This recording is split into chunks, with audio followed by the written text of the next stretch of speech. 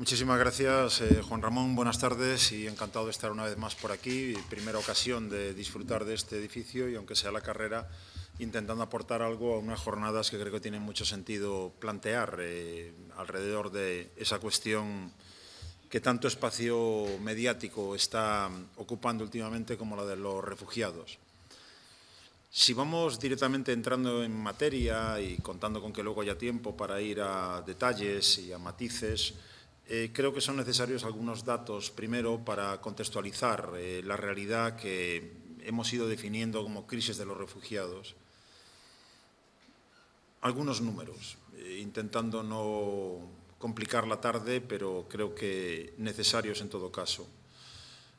Somos 7.200 millones de personas en el planeta y, según la Oficina de Población de la ONU, hay unos 240 millones de personas hoy que residen permanentemente fuera de sus países de origen. 240 millones de 7.200 es en torno al 2,5% de la población mundial.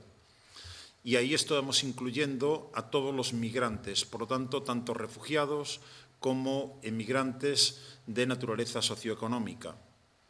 Primera conclusión que se saca de ese dato: esto no va de invasión. Esto no es de que ya no caben más, esto no va de que nos quieren robar todo lo que es nuestro. 2,5% de la población mundial no parece que sea algo como para justificar algunos argumentos que a veces se presentan sobre este tema, que darían a entender que nos están invadiendo, mirado desde aquí, desde la parte privilegiada del mundo, y de que son unas cantidades absolutamente inmanejables. Si nos vamos dentro de esa cifra de 240 millones a la que afecta a los flujos de población que tienen que ver con personas que tratan de poner a salvo su vida escapando de una catástrofe natural o de un conflicto violento, nos dice el ACNUR, el Alto Comisionado de las Naciones Unidas para los Refugiados, los datos que tenemos son del año pasado, el próximo mes deberíamos conocer ya los datos de 2015, nos dice que hay 59,5 millones de personas en esa situación. 59,5 millones de personas, veamos un poquito en detalle esa cifra. De esa cantidad, 19,5 millones son refugiados, es decir, personas que, insisto, escapando de una catástrofe natural o de un conflicto violento, atraviesan una frontera internacional intentando poner a salvo su vida. 38,2 millones de personas son desplazados. Es decir, lo mismo que lo anterior, pero no han atravesado una frontera internacional, sino que siguen teniendo que soportar las condiciones que se viven en el país de origen. No han atravesado, por lo tanto, a otro país. Y 1,8 millones de personas son solicitantes de asilo. Eso completa esa totalidad de 59,5. 59,5 que nos añade el ACNUR, que en cualquier caso es la cifra mayor desde que se toman registros de estos temas en toda la historia. Por lo tanto, son los que son, 59,5, pero está claro que se ha ido intensificando ese movimiento, básicamente porque en los últimos 5 años han estallado o han vuelto a iniciarse 15 focos de conflicto violento de entidad considerable. Por lo tanto, algunos son simplemente, como digo, repetición de conflictos mal cerrados anteriormente y otros son conflictos violentos nuevos. Más de la mitad de esa población son menores de edad. Y por tanto eso también es algo que debe ser tenido en cuenta. Cuando pensamos en términos globales sobre esos movimientos de población, tenemos que recordar que solo el 40% de ellos, solo el 40%, se producen en dirección sur-norte. Es decir, que vienen hacia nuestros privilegiados países. Los demás son o bien de país no desarrollado a país no desarrollado, los movimientos sur-sur fundamentalmente, y en otros casos son de país desarrollado a país desarrollado, que también esos flujos están integrados dentro de estas cantidades. Digo con todo eso, si nos venimos ya a la Unión Europea, una Unión Europea donde estamos 500 millones de personas, por redondear, tenemos que tener en cuenta que con los últimos datos que disponemos, alrededor de 34 millones de personas, solo 34 millones de personas, de un total de más de 500, son personas que han nacido en un país no Unión Europea. Por lo tanto, son los que son. no es el no va más, no cabe un alfiler más, es lo siento, pero no podemos atender sus necesidades porque ya no cabemos más y ustedes son demasiados y además nos van a quitar lo que es nuestro y además van a eliminar nuestros valores y principios. O somos tontos los 500 millones o 34 millones no van a cambiar los valores y principios y esquemas de organización social, política y económica de una Unión Europea que es, insisto, el club más exclusivo del planeta en términos de bienestar y en términos de desarrollo. Sin embargo, a pesar de esos datos que estoy dando, parecería, si atendemos a los titulares de los medios de comunicación en general y a voces de determinados grupos, en un proceso en el que se va incrementando el populismo, la xenofobia y el racismo de forma bien obvia y bien visible en la Unión Europea, parecería, como digo, que nos están invadiendo, que nos quitan lo que es nuestro y que si no tenemos cuidado van a desmoronar, van a echar abajo nuestros modelos de desarrollo, de bienestar, de seguridad, etcétera, etcétera. No es eso lo que nos indican las cifras.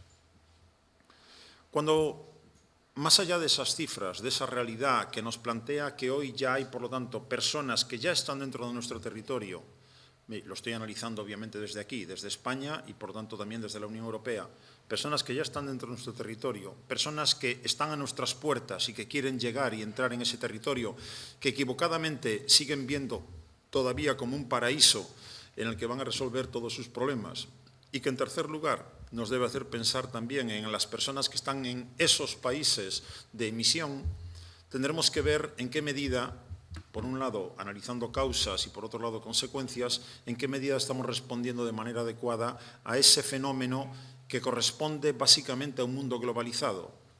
Y eso también tenemos que tenerlo muy en cuenta. ¿Por qué ahora esa intensidad en buscando causas? Hay unas que son, si quieren, más, parecerían menos llamativas, más anodinas, pero importantes. Hay muchas personas hoy en el planeta que sin haber soñado nunca con coger un avión en su vida, se encuentran hoy con que los precios de los medios de transporte a nivel internacional son mucho más baratos. Si pensamos en que vivimos en un mundo globalizado con un extremo desarrollo en el ámbito de las telecomunicaciones y de los sistemas de transporte, podemos entender que hay muchas más personas que tienen la posibilidad de saber qué pasa allí, cómo se vive allí, y con familiares, con amigos, con conocidos o con medios de comunicación, y personas que pueden trasladarse físicamente allí, a lugares a los que nunca, en otras condiciones, habrían podido nunca llegar, seguramente. Luego, como parte de ese mundo globalizado, tenemos que asumir que este es un rasgo ya estructural, la posibilidad de movimientos transfronterizos en alza debido a la facilidad que plantean esos medios de comunicación y de telecomunicaciones, como estaba mencionando. Además de eso, tenemos que tener en cuenta otro dato también. Según la OCDE, por tanto, según el grupo de países ricos, hablando en términos clásicos, de los 34 países del planeta que nos podemos considerar países desarrollados y países ricos, con los datos últimos que tenemos del año 2014, nos dice la OCDE que se ha registrado la mayor brecha de desigualdad histórica desde que se toman esos datos. Es decir, en términos de los que tienen y los que no tienen, nunca ha habido una brecha de desigualdad de ese nivel. Pensemos que aquí cerca, en el Mediterráneo, nos encontramos en una zona, si dejamos fuera Corea del Norte y Corea del Sur, y si dejamos fuera Zimbabue y Botsuana, nos encontramos en la zona del planeta donde se da la mayor brecha de desigualdad en términos de renta per cápita media para quienes viven en el norte o en el sur del Mediterráneo. De tal forma que los que vivimos en el norte del Mediterráneo, de media, tenemos una renta per cápita de casi 7 veces más de la que tienen los que viven en la orilla sur del Mediterráneo. Por lo tanto, para quienes trabajamos en temas de prevención de conflictos violentos y de construcción de paz, no hay nada que tengamos más claro como el hecho de que la brecha de desigualdad es el factor belígeno más potente que existe y es también el motor movilizador más potente que hay. De tal manera que si nosotros, en lugar de estar hoy aquí, como estamos en Ciudad Real, estuviésemos en la orilla sur del Mediterráneo, o bien aceptamos pasivamente la suerte que Alá nos ha dado y a sufrir, que para eso hemos venido aquí, o bien intentaremos mejorar nuestras condiciones de vida intentando alcanzar ese supuesto paraíso que está simplemente, en algunos casos, a 14 kilómetros de distancia. Si pensamos en el estrecho de Gibraltar, en otros casos está a 0 kilómetros, Ceuta y Melilla es 0 kilómetros, o en cualquier caso, en la totalidad del Mediterráneo, apenas un lago que no separa, sino que une a sus orillas. Luego, entendamos que mientras la brecha de desigualdad siga aumentando, tenemos una causa fundamental que explica los movimientos migratorios, sean de raíz socioeconómica o sean de raíz derivada del conflicto violento. Y ahí tenemos una causa fundamental. Luego, lo mismo, si le doy la vuelta mirando el cómo responder a esa situación, mientras no estemos reduciendo esas brechas de desigualdad, estamos ayudando de un modo u otro a fomentar esos flujos migratorios, la intensidad de esos flujos migratorios. Otra de las causas, siguiendo con ese mínimo intento de exploración de causas, otra de las causas que nos permiten explicar esa intensidad, ese movimiento de esos 59,5 millones de personas que antes comentaba, tiene que ver con el estallido o la prolongación de conflictos violentos. En la medida en la que, en cuanto uno tiene un cierto amor a su propia vida, intenta preservarla y, por tanto, escapa de lugares de violencia. Y basta con empezar, la lista es casi interminable, pero desde luego a día de hoy Siria es quizá el foco de atención principal, pero sin olvidarnos de Afganistán y sin olvidarnos de Somalia y sin olvidarnos de Eritrea y sin olvidarnos de tantos otros lugares donde esos focos de conflicto hacen que la población civil en general trate de escapar poniendo a salvo su vida, o bien en su propio territorio, si no tiene más remedio, si no le dejan traspasar una frontera internacional, convirtiéndose en desplazados, o bien convirtiéndose en refugiados, saliendo a otro país vecino. Luego, la ocurrencia de esos estallidos de violencia o la prolongación en el tiempo, pensemos que el conflicto palestino-israelí lleva más de 60 años, el conflicto del Sáhara Occidental lleva casi 40, y así vamos viendo uno detrás de otro. Afganistán está en guerra desde el año 79 por lo menos, y otros se han ido añadiendo. Pensemos en la Libia de hoy, un no Estado. Pensemos en Yemen, metido ahora mismo en una vorágine violenta en la que no se adivina un final a corto plazo, en la medida en la que hay actores no solamente locales, sino también internacionales implicados en ese conflicto. Y así tantos otros. Somalia es otro. Somalia lo hemos utilizado durante años como el clásico ejemplo de Estado fallido. Pues bien, un listado que podemos, como digo, seguir ampliando a otros horizontes. Recordemos que en Colombia hay a día de hoy más de 6 millones de personas que son desplazadas internas en un conflicto que lleva 50 años abierto. Todo eso nos da a entender que mientras no atendamos a las causas estructurales que generan ese estallido de violencia, tendremos que asumir que esos flujos de población se van a producir con mayor o menor intensidad, simplemente por un instinto natural que nos lleva a preservar nuestra vida escapando de la violencia. Resulta un sarcasmo que algunos, y si me refiero al caso de España pondría 2 ejemplos, cuestionen cosas tan elementales como el derecho del mar, cuando tenemos un ministro de Interior que directamente, no sé cómo lo encaja en su conciencia cristiana de la que hace gala muy a menudo, considera que sería un efecto llamada salvar a gente del mar Mediterráneo. Quizá no se ha enterado del derecho del mar, quizá el día en que explicaron lo de tuve hambre y me dieron de comer y tuve sed y me dieron de beber, ese día no fue a clase y entonces no se enteró de lo que dicen los evangelios. Del mismo modo que el cardenal Cañizares en su momento se preguntaba si era trigo limpio todo lo que entraba en España. Quizá también el señor cardenal ese día no supo leer, pasó la página de los evangelios que hablaban de ese tema. Quiero decir con esto que básicamente nos encontramos con situaciones muy básicas que nos apelan de forma directa en la medida en la que, insisto, vivimos en un mundo globalizado y en el que no podemos seguir pensando que tenemos la respuesta adecuada cuando nuestro único enfoque, como ocurre en el caso de la Unión Europea, es un enfoque fundamentalmente policial y restrictivo, intentando que no entren. Es decir, si nuestra respuesta, y voy por el camino de las consecuencias y las respuestas, si nuestra respuesta es preocuparnos de si es mejor poner un muro con concertinas o levantar una barrera de 20 metros o desplegar unos cuantos buques de la OTAN en el Egeo para de ese modo hacer frente a esa crisis a esa crisis de las que somos corresponsables, obviamente nos estamos equivocando. hago un énfasis más en esa cuestión. Somos corresponsables. No es una cuestión sobrevenida de la que nos podamos abstraer. Siria es un invento francés, con Líbano incluido.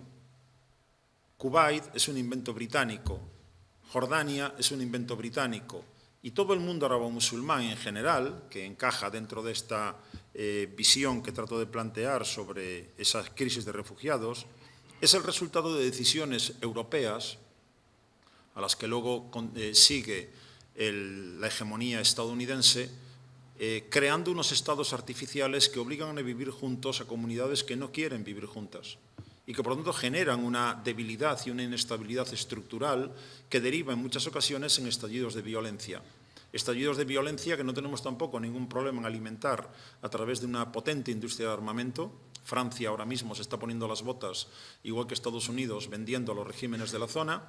España también hace lo que puede, estamos vendiendo armas a Arabia Saudí, pero desde luego no al nivel de los dos que ya he mencionado. Y por lo tanto, tanto históricamente como en la actualidad, en la medida en la que también compartimos intereses con determinados regímenes políticos absolutamente impresentables en la zona, sea Arabia Saudí, que financia el yihadismo y financia, por lo tanto, el conflicto en muchos lugares, sea mirando para otro lado cuando en Egipto se da un golpe de Estado y seguimos pensando que no pasa nada y que eso nos permite vivir al margen de la inestabilidad que se pueda generar en la zona. Todo eso, como digo, tanto en términos históricos como actuales, nos hace corresponsables de la situación. Sin querer asumir esa corresponsabilidad, haciéndonos los sorprendidos, lo de Siria es cualquier cosa menos una sorpresa. Es decir, que tengamos ahora miles de personas a nuestras puertas llamando es cualquier cosa menos una sorpresa en la medida en la que eso deriva de un conflicto que estalló hace 5 años y que sabíamos que tenía como una de sus consecuencias esta de flujos migratorios. Digo, es una paradoja el hecho de que a personas que están escapando de la violencia terrorista y yihadista, las podemos considerar algunos como contaminados por el yihadismo o el terrorismo. A ver si los que entran vienen con malas intenciones y quieren reventar nuestras sociedades. Como si no fuera el hecho de que la inmensa, abrumadora mayoría de esas personas están escapando precisamente de la violencia que esos yihadistas, esos terroristas y esos regímenes políticos están aplicando día a día. Por tanto, es un sarcasmo, decía, el considerarlos, el contaminar a esos refugiados con la idea de que puedan estar también infiltrados por los terroristas. Lo digo por otro ámbito. Sería yo estúpido si yo fuera un dirigente de Daesh y después de haber invertido tiempo y dinero en instruir a un individuo para que fabrique bombas, lo arriesgue a meterse en una patera a ver si entra por el Egeo en vez de venirse en un avión tranquilamente o bien en activar a alguien que ya tenga dentro del territorio europeo para que desde allí pueda poner las bombas. O sea, es hacer el tonto, invertir dinero y tiempo en crear capacidades terroristas y arriesgarse a que se metan, a ver si se ahogan en alguna patera, en lugar de meterlos por otros caminos. Por tanto, ¿quiere decir esto que ni uno solo de todos los que entren puede venir con malas ideas? No, claro que no. Somos seres humanos. Lo único que distingue a esas personas de otras es que son refugiados. Luego, ni los demonicemos, ni los idealicemos y sacralicemos. Ni son ángeles de Dios, ni son demonios. Son refugiados, con necesidades directas. Bien, si vamos por ese camino, ¿qué consecuencias tiene, por lo tanto, el no atender a esas causas de manera adecuada? La primera consecuencia obvia es la de que son millones, he dicho antes 19,5, si pensamos solo en los refugiados, son millones las personas que no pueden satisfacer sus necesidades básicas ni garantizar su propia seguridad en la medida en la que tienen que arriesgarse a cruzar una frontera internacional escapando de su propio país. Luego, principales víctimas, obviamente, esas personas, los refugiados. Además de eso, una de las consecuencias que está teniendo esta crisis, mirada desde aquí, desde la perspectiva de la Unión Europea, es que nos deja absolutamente desnudos. Desnudos porque, como decía antes la alcaldesa, no se trata de una cuestión de altruismo. Yo no apelo, yo me dedico a las relaciones internacionales, por lo tanto hay palabras en mi discurso que no existen. Yo no hablo de altruismo. No hablo de solidaridad, no hablo de justicia social, hablo únicamente de obligaciones contractuales. Y los 28 países de la Unión Europea han firmado la Convención del Estatuto de Refugiados de 1951. Y eso determina obligatoriamente, jurídicamente, la necesidad de asistir y proteger a toda persona que trata de poner a salvo su vida escapando de un conflicto violento. Punto. No hay que darle más vueltas. Luego, si no atendemos y no protegemos a esas personas, estamos haciendo dejación de nuestra responsabilidad. Estamos incumpliendo un compromiso jurídico. Y eso están haciendo todos nuestros gobiernos. Por lo tanto, una de las consecuencias, que nos deja desnudos. Nos deja desnudos cuando vemos que nos envolvemos en un discurso que hace apelaciones constantes a valores y principios y, sin embargo, llevamos a cabo una política exterior que tiene muy poco que ver con esa cuestión, donde los derechos humanos, como en tantas otras ocasiones, son utilizados de manera selectiva y, cuando no interesa, se quedan simplemente metidos en el cajón a la espera de mejor oportunidad. Luego, ese es un elemento para mí fundamental, esa dejación de responsabilidad. ¿Qué estamos viviendo a partir de ahí? Estamos viviendo una respuesta que es, por un lado, penosa y, por otro lado, equivocada. Insuficiente en todos los casos. Es decir, ¿cómo está respondiendo la Unión Europea a la crisis que hoy en día tiene? Ni atiende bien a los efectos más llamativos, es decir, esas personas que tenemos ante nuestras puertas, ni atiende mucho menos a las causas estructurales que explican el hecho de que esas personas estén allí. En el primer caso, lo que vemos es que la Unión Europea reconoce su incapacidad para poner en marcha una política común de asilo, una política común migratoria, y que, por lo tanto, en lo que estamos es en un auténtico sálvese quien pueda, con respuestas que son puntuales e individuales de un país que pone la frontera con más policía y que obliga, por lo tanto, a desviar esos flujos al país de al lado. Y el de al lado ya verá cómo se las arregla. Y el de al lado hace lo mismo y se la pasa al siguiente. Me asusto a mí mismo cuando digo ahora, y no lo decía hace un año, y digo que me asusto porque soy un europeísta convencido todavía a estas alturas, crítico pero convencido, necesitamos Unión Europea. Me asusto a mí mismo diciendo que el proceso de la Unión Europea ya no es irreversible, porque estamos provocando un debilitamiento brutal de ese proceso tan necesario como ese de la unión política en el conjunto de los 28, o de los que puedan incorporarse más adelante, porque la Unión Europea está mostrando la incapacidad que tiene para responder globalmente y para responder adecuadamente a esta cuestión. De tal manera que lo que vemos hoy, y solamente son síntomas o algunos apuntes los que menciono, vemos hoy cómo se decide cuestionar Schengen y se restablecen controles fronterizos, cuando es un elemento fundamental de la identidad de ese proyecto europeo. Vemos hoy cómo se pide que algunos países sean, dicho en esos términos, expulsados de Schengen. Grecia no es capaz de atender a sus problemas y, por lo tanto, debe quedar fuera de Schengen. Igual de fracaso es desplegar unos cuantos buques de la OTAN en el Egeo para intentar evitar que puedan entrar, que puedan llegar población siria, afgana y de otros países desde territorio turco. Fracaso exactamente igual al que supone el acuerdo de la Unión Europea con Turquía. Es una muestra más del nivel de vergüenza que tenemos que soportar.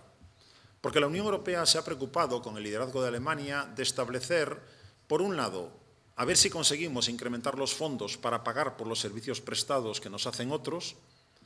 Por otro lado, a ver si conseguimos incrementar los controles fronterizos de nuestro espacio exterior. Y de ese modo vemos, y pongo el ejemplo de Turquía, vemos cómo esa figura del país seguro.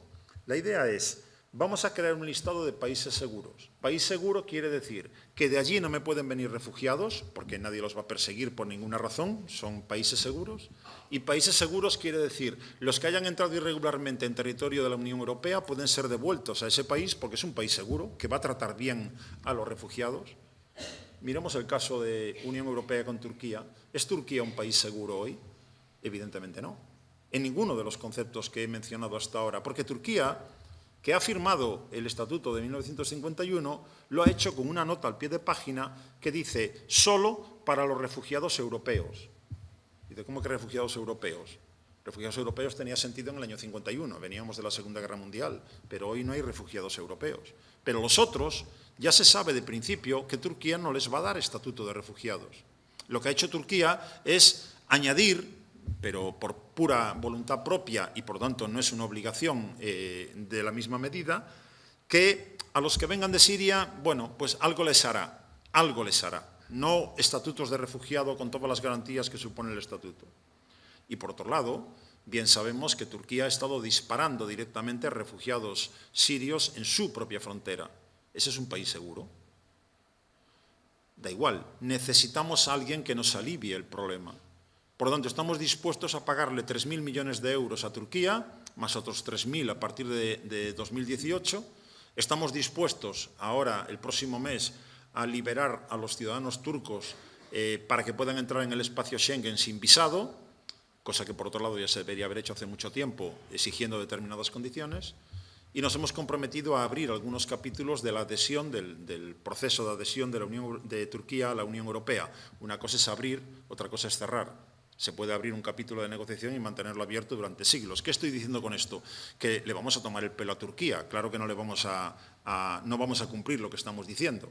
Pero lo que buscamos, mientras tanto, es que Turquía nos alivie el problema encargándose de esa población refugiada con una fórmula absolutamente estrambótica de por cada uno que devolvamos a Turquía, Turquía nos puede enviar uno por canales oficiales, pero también hay que leerse la letra pequeña. La letra pequeña dice hasta 72.000. ¿Y después? ¿A partir de 72.000? Y tenemos que preguntarnos eso ya, porque da la casualidad de que 72.000 es nada comparado con el volumen de flujos que se están moviendo ahora mismo en la zona.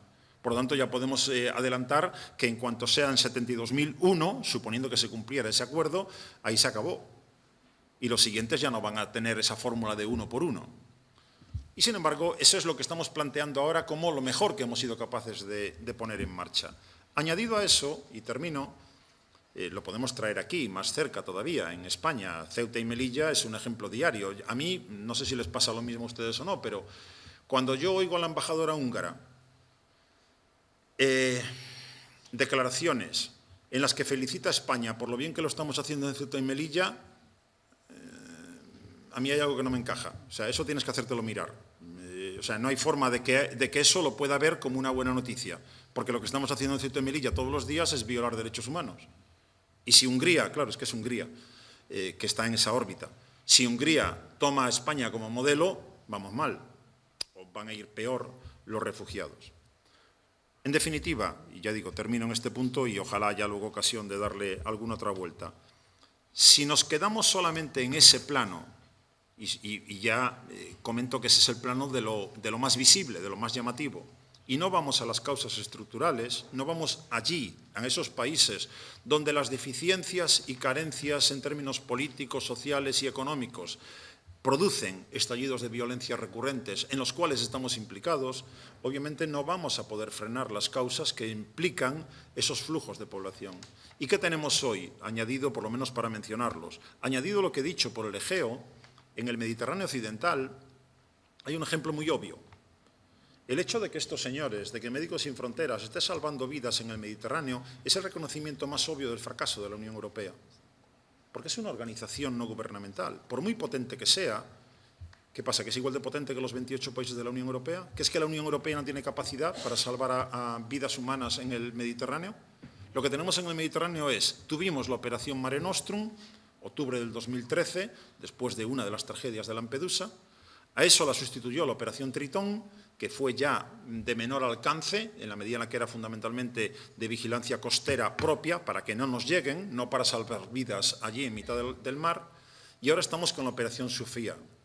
La operación Sofía, la segunda fase de una operación que puede pasar todavía a una tercera, que implicaría el destruir los barcos que traigan personas para intentar entrar en la Unión Europea, somos tan sensibles en la Unión Europea que le hemos puesto el nombre de Sofía en recuerdo de la niña que nació en el buque alemán en la cual fue rescatada su madre, porque somos así de sensibles. Entonces le hemos puesto Sofía para después dejar morir a personas todos los días en el Mediterráneo. Por tanto, hasta ahí llega el alcance de nuestra voluntad. Digo de nuestra voluntad, no de nuestra capacidad, porque si la Unión Europea no tiene capacidad para responder mejor a los efectos más llamativos y a las causas estructurales es que no la tiene nadie en el planeta. Somos, insisto, el club más exclusivo del mundo. Lo que nos falta, por lo tanto, no es capacidad, es voluntad. Y de momento no la tenemos. Gracias. Hola, buenas tardes. Quisiera comentarle en Jesús, los políticos españoles, el tan cacareado efecto llamada, que eso es, que parece que es algo que es un argumento que utilizan bastante para que si dejamos de dejar pasar 400 o 500.000 habitantes en la Unión Europea, puede producirse un efecto llamada. ¿Qué nos puedes decir o qué nos puedes comentar sobre este tema? Efectivamente, muy cacareado. El efecto llamada parecería dar a entender a veces que cada potencial emigrante o refugiado que piense en España, que coloque España en su mapa mental, todas las mañanas se levanta y lo primero que hace es leerse el Boletín Oficial del Estado y dice, ah, mira, han aprobado una ley de extranjería que parece que está fácil, vamos para allá. No es así. ¿Cuál es el principal efecto llamada? El principal efecto llamada es la brecha de desigualdad que hay entre el norte y el sur del Mediterráneo. Es decir, cuanto más desarrollados seamos nosotros y más se amplíe la brecha porque no conseguimos arrastrar en esa dinámica de desarrollo a nuestros vecinos del sur, más efecto llamada. Porque habrá algunos, o sea, no nos pongamos en Ciudad Real, pongámonos en Sfax, en Túnez, pongámonos en Trípoli. Yo estoy viendo que allí viven 7 veces mejor que yo.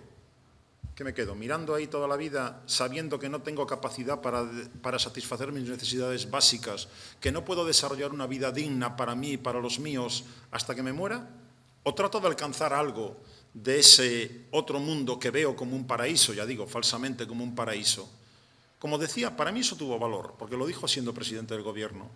Cuando Felipe González, siendo todavía presidente del Gobierno, decía, si yo fuera un joven marroquí, en aquella época eran más magrebíes y no tanto subsaharianos y de otros lugares, si yo fuera un joven marroquí, me montaría en una patera para intentar atravesar el estrecho. Y cuando la Guardia Civil me echara otra vez para atrás, al llegar otra vez a Marruecos, me montaría en otra patera. Y otra vez, y a ver si algún día cuela. ¿Por qué? Porque parto de la idea de que quiero llevar una vida digna, como cualquier otro. ¿Qué es lo que queremos nosotros? O sea, ¿qué quiero yo si vivo en el cuarto A de ese edificio? ¿Qué quiero? ¿Que el vecino del cuarto B coma 3 veces al día o que no coma? ¿Que el vecino del cuarto B se sienta seguro o que no se sienta seguro? Yo prefiero que coma 3 veces al día y que se sienta seguro. Por egoísmo, por mí. Porque me afecta el hecho de tener un vecino tan próximo que no come 3 veces al día y que puede entonces empezar a pensar en cómo me roba algo para poder comer, puro instinto natural, y que me puede clavar un cuchillo al salir del ascensor porque se siente inseguro y reacciona de esa manera en una situación de inseguridad. Luego, por egoísmo inteligente, yo, España, y pongo ese ejemplo concreto, pero vale para otros, debería preocuparme, me da igual si me caen simpáticos o no los marroquíes, debería preocuparme de que mis vecinos se sientan seguros y se sientan con un nivel de bienestar aceptable. Por mí, no por ellos. ¿Estamos en eso? No, en lo que estamos es en ver si hacemos un muro más alto. Y por ese camino, obviamente, a un desesperado, a uno que no tiene nada que perder, no le va a disuadir un muro porque tenga 2 metros más o porque haya una alambrada más o una pareja de la Guardia Civil más. Luego, el efecto llamada viene derivado de esa realidad y en eso nos vuelve a plantear qué estamos haciendo en términos de políticas de integración para los que ya están aquí.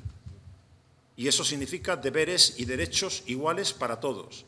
Y he dicho deberes para que alguien no piense que solamente estoy pensando en derechos, sino en deberes. Deberes y derechos iguales para todos.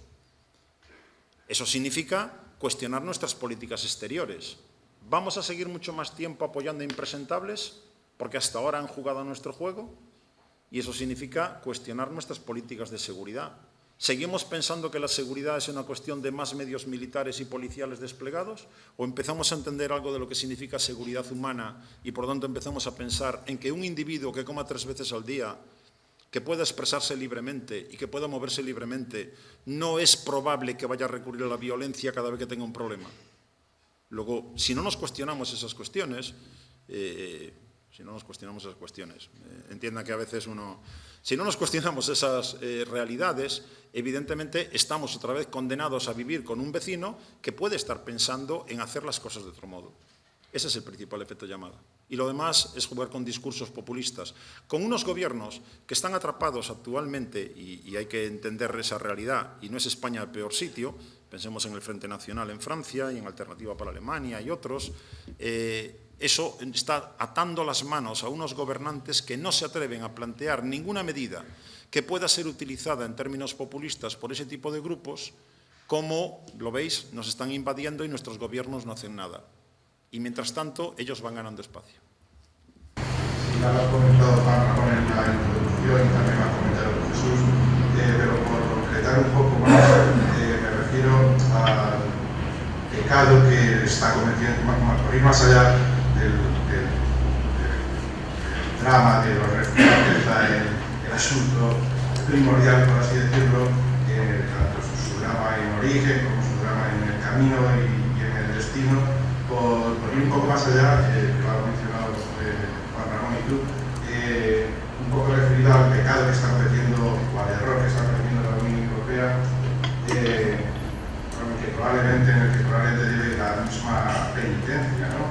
Y me refiero a que concretes un poco sobre qué puede Europa, sobre la idea de que si puede Europa naufragar como consecuencia del naufragio de los refugiados, que pueden naufragar como proyecto de unión, y en qué se puede concretar eso a corto o a medio plazo.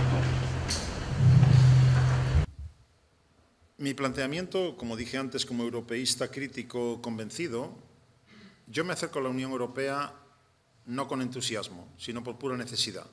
Soy un ciudadano del siglo XXI que vive en un mundo globalizado y un Estado nacional llamado España a mí no me resuelve ninguno de los problemas que me afectan, porque no tiene capacidad para enfrentarse a dinámicas que son globales. Luego necesito como mínimo subirme a esa plataforma llamada Unión Europea para poder contar con ciertas respuestas a los riesgos, amenazas o desafíos que nos presenta ese mundo globalizado. La Unión Europea yo la veo hoy como un proceso que está a mitad de camino. De aquello que empezó en el año 57 estaríamos hoy a mitad del camino. Nos queda otro medio camino por recorrer y hasta ahora teníamos la idea clara de que se avanzaba siempre en el momento en el que nuestros pies empezaban a resbalar en el abismo, éramos capaces de dar un paso adelante. Y sin embargo lo que estamos viviendo últimamente ya no vemos ese paso adelante, tanto por cuestiones internas como externas. Cuestiones internas, Pilar acaba de estar por allí dando una vuelta, como tiene que ver con los señores de Londres y que se están cuestionando si sí o si no, o mejor dicho, que se están cuestionando a ver qué tajada sacan, claro que van a estar dentro, pero a ver qué tajada consiguen sacar para seguir estando dentro y no salirse, lo cual debilitaría todavía mucho más el proyecto. ¿En qué medida podemos ver ese tema?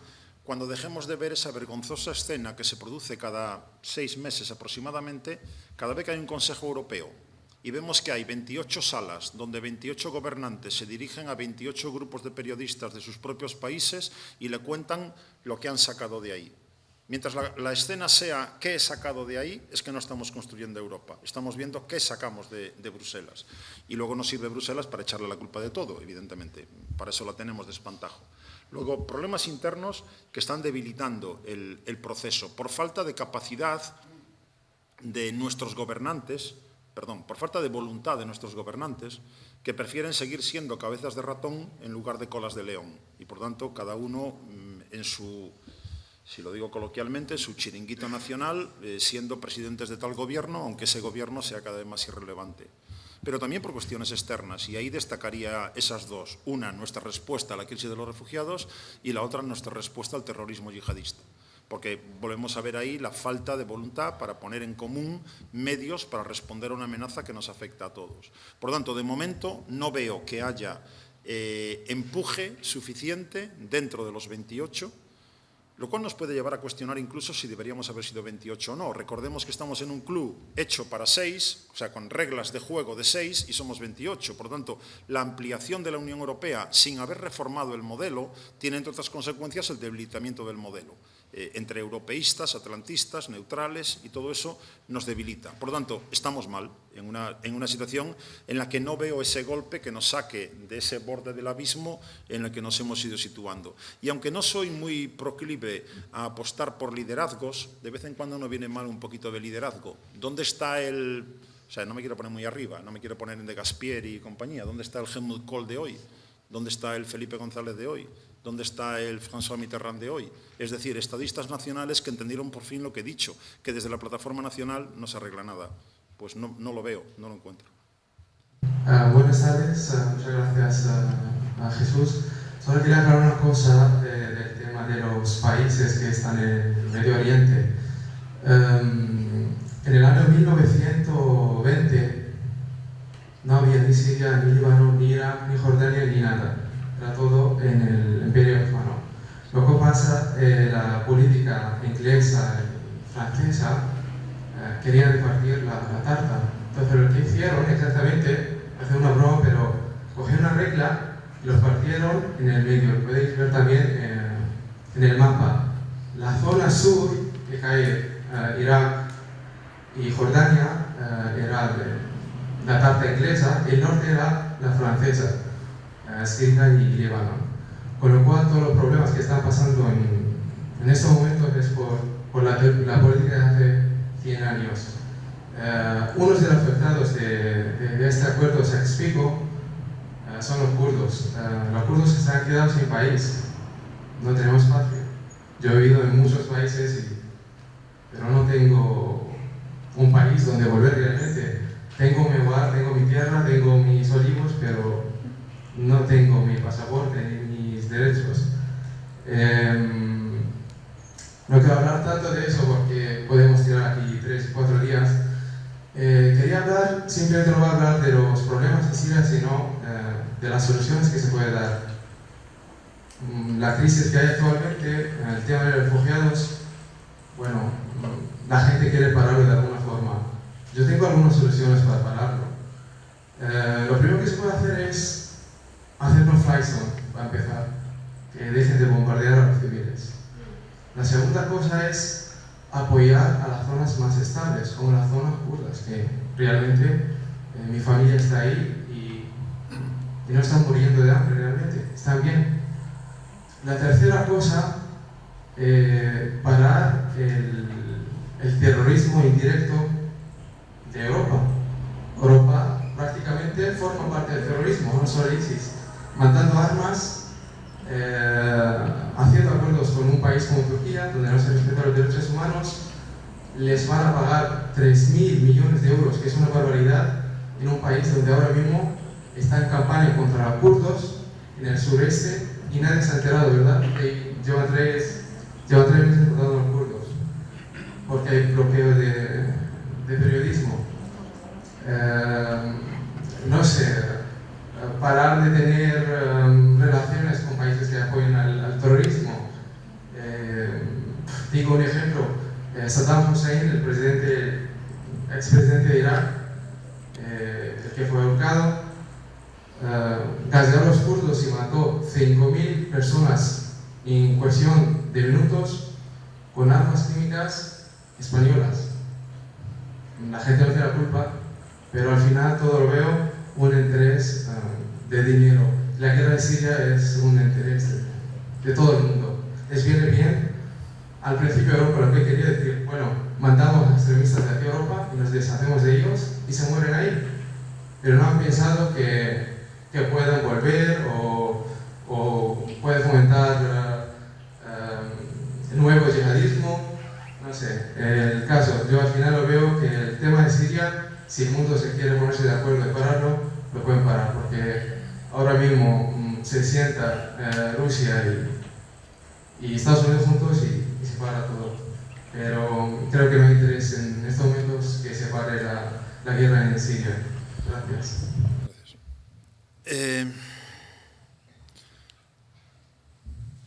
He hablado de corresponsabilidad y evidentemente tiene que ver, decía, histórica y actual también.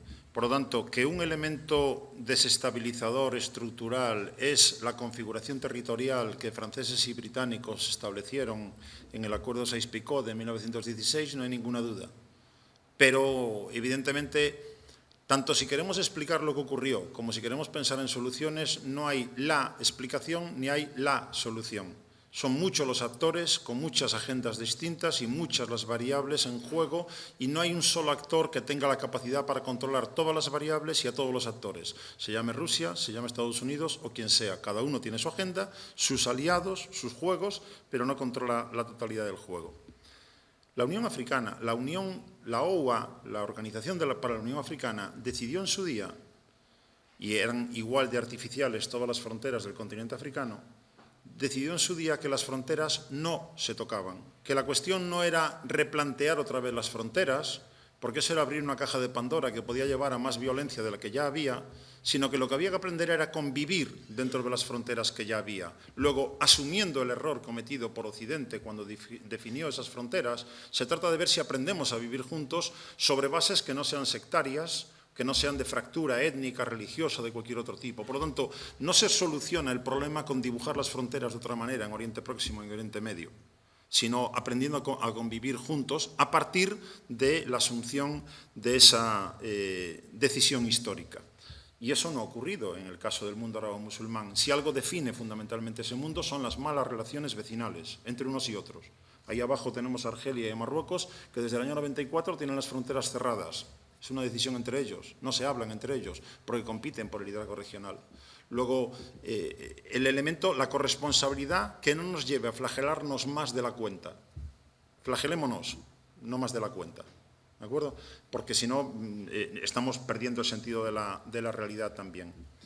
En cuanto a las soluciones, aunque se siente ahora mismo Moscú y Washington en una misma mesa, no van a arreglar el problema de Siria. Podemos hacer cartas a los Reyes Magos, y podemos poner ahí todo lo que se nos ocurra y vamos a ser todos buenos y todos vamos a ser felices y vamos a vivir muy contentos. Pero obviamente todos los actores actúan en función de sus intereses. Se actúa por intereses y cada uno tiene los suyos. Y por lo tanto unos querrán vender armas y otros querrán imponer su criterio a otros.